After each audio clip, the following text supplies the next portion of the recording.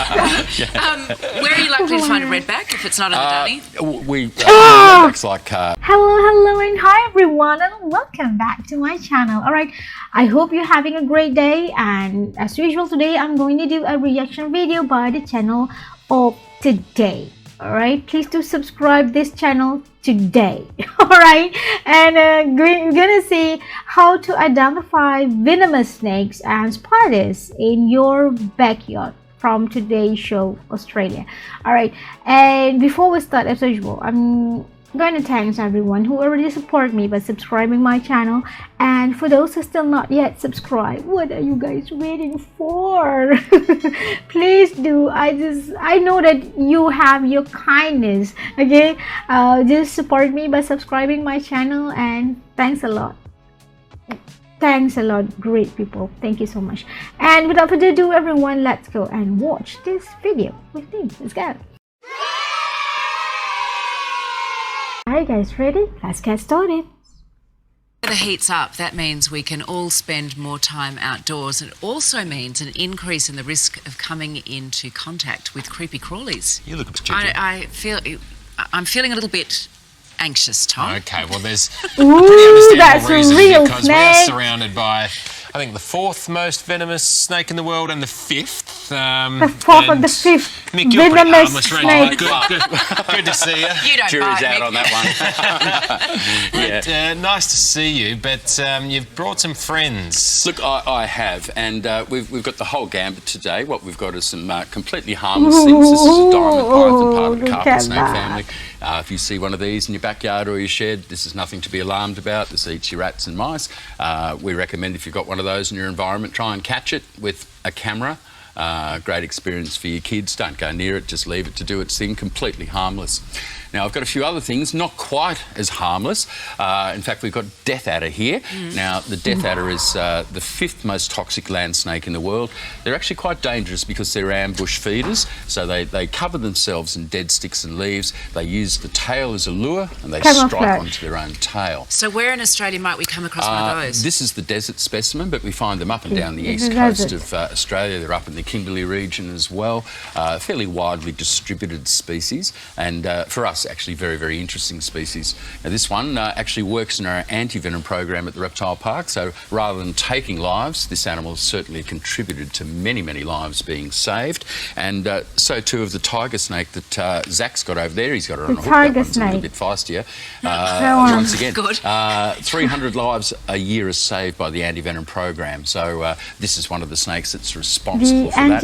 Tiger snake's got a huge reputation for being very, very aggressive, but like most snakes, very, very shy. A bite is a last resort, and never forget that 80% of all snake bites in Australia catching or killing the snake that bites you. So if you're not involved in those pursuits, very little chance you're going to get bitten by a snake.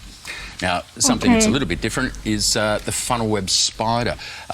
This time of the year, we're expecting a little bit of rain. The funnel webs really like the rain. They become very, very mobile. Oddly enough, the treatment for the bite from both funnel web and venomous snake bite, the management is the same, and I'll show you. We use a bandage like this. This is a 4 metre long, 10 centimetre wide bandage, elasticized. And if you're bitten on the hand, the first thing we do is remove our jewellery because you start to swell up. Your necklace. Your necklace. It's actually just hanging on this little one. Now, we then take our bandage. If we haven't got a bandage, makeshift bandage, we tear up any piece of material or clothing. We wrap it around the bite site 2 or 3 times, then extend the bandage down towards the end of the limb. We cover the fingers, reverse that bandage and start to head back up again. We're going to use the same tension or tightness that we would use for a sprained wrist. Get to your elbow, don't stop there, right up to the shoulder. 2 bandages, whack them both on, then directly to hospital. You don't take off the bandage, medical staff do that.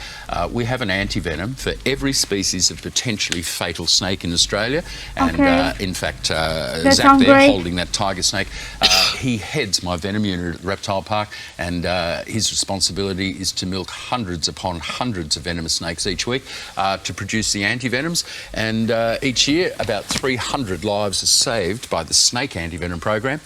We also milk funnel web spiders and about a dozen 1,000 lives are saved each year as a result of that program as well. So not just a zoo, we do some very, very serious work behind the scenes. Absolutely. Now, in the middle here, what I've got a little bit of potential habitat. We can see that funnel web very, very easily, but this is the kind of area they like. So dark, damp, moist, wet, the boggy wet bit of the backyard that never really dries out, that's the place where you're likely to find funnel webs. And in this last little jar here, it might be a bit hard to get a shot of that. We've got a redback spider in there. Now, redbacks have got a huge reputation, but the reality is we haven't had a fatality since 1953.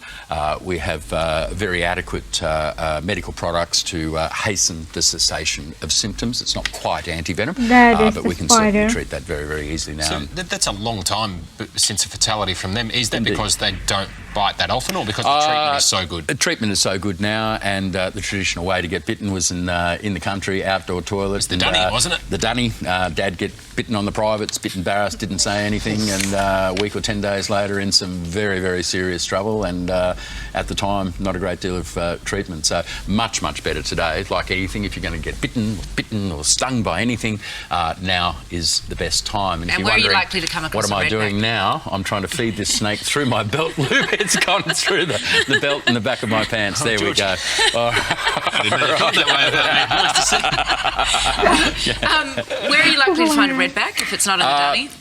Redbacks like dry areas. They're a dry spider with a dirty web. They don't clean the web. You tend to find them underneath the auto bin, outdoor furniture that's been outside over winter, those sort of places. In a pair of shoes you might have left outside? A little pair of shoes. That's more likely to be a funnel web, really. Oh, is it? We recommend that if you leave shoes, footwear outside overnight, do the dance of death on it before you put your foot in. Yeah. If a funnel web's hiding in your shoe, nowhere to go. You put your foot in, bang. So when you come, Mick, in the event of coming across a snake like this, your natural instinct is to run. Yep. What should you do? If you're several metres away, certainly running is a very good way to go. You can certainly outrun a snake.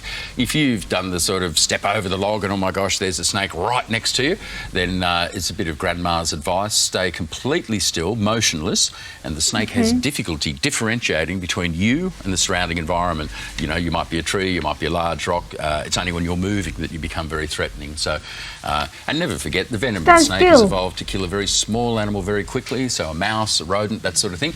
It'll kill a human, but very slowly. If that snake was to bite Zach, if do nothing but take scientific notes and observe what happens, about 12 hours before he'd die. So, you've got 12 hours up your sleeve, Zach, don't worry. And the real point is that it doesn't actually assist the snake at the point of conflict. If anything, it's increased the danger for the snake. You're not going to die instantly, and now he's had physical contact with you. So bluffing is the way to go. Yeah, he's chatting. A lot of people say, oh, the snake attacked me, and when we actually question them, we say, what happened? And they say, it stood up and it hissed. And I said, well, it's actually attracting your attention, and it's trying to say, listen, back off now before it gets ugly. Have you ever been bitten? I've been bitten by many, many things. I've got most of the alphabet, so to speak. In the zoo industry, that's what happens. I've even got Q for quoll. You're a character, Mick. One red belly's bitten me, that's all, and that was a dry bite where she didn't actually inject any venom. Okay. And the majority of our snake bites in Australia are dry bites. We're actually very, very lucky. All right. Wow. Yeah. You are the font of information with the creepy crawlies and the snakes. Georgie, you made it. Creepy crawlies. Yeah, indeed. We have indeed. Just mind holding that for me for a second. Always happens. You need to get not afraid of the snake. Spiders. Yeah, Mick, great information. Fantastic. Thank you so much. If you want to know more, come up and see us at the Reptile Park. Zach and I are always there in the weekends. We milk snakes. You can chat to us and more than anything, learn about these animals and learn how to stay safe this summer. Be a bit sensible. That's really the name of the game. Of course. Thank you for that, Mick. Well done. All right, Stuart, you all right? I'm good as gold. I'll give him a little. Who's a good boy? That's all yours. A good boy. It's all yours. All right, he's doing. Well, that's it. How to identify venomous snakes and spiders in your backyard on today's show Australia is a really, really helpful, very informative video. And of course, sometimes when we can get when we have a situation, I mean, we saw a snake on our backyard or something like, you know, a dangerous spiders. Of course, first of all, what I will feel normally is panic. and please avoid to become panic, because panic doesn't help us at all right? And the tips that the Mick share with us is really helpful, and whatever things that we are facing, even it's snakes or spiders, we didn't even know that is very dangerous or venomous or anything. But please do not panic. And yeah, if you have been bitten by the snakes or the spiders, there are the tips that Mick share with us just now, and I hope that we can stay safe. Okay, do not panic is the key. I just love this video. It really helped me to understand what is the things that the snakes and the spiders, the venomous, the most venomous in Australia. It's really helped me a lot. Thanks a lot for today channel, really helped me. All right, I think that's it for now. Do you have any experience facing a situation with the venomous snakes or spider? Just let me know by dropping a comment, and then I will reply to you as soon as possible. All right, I think that's it for now. Thanks for watching with me, and I hope to see all of you again on my next video. Until then, everyone, take care and have a really great day ahead.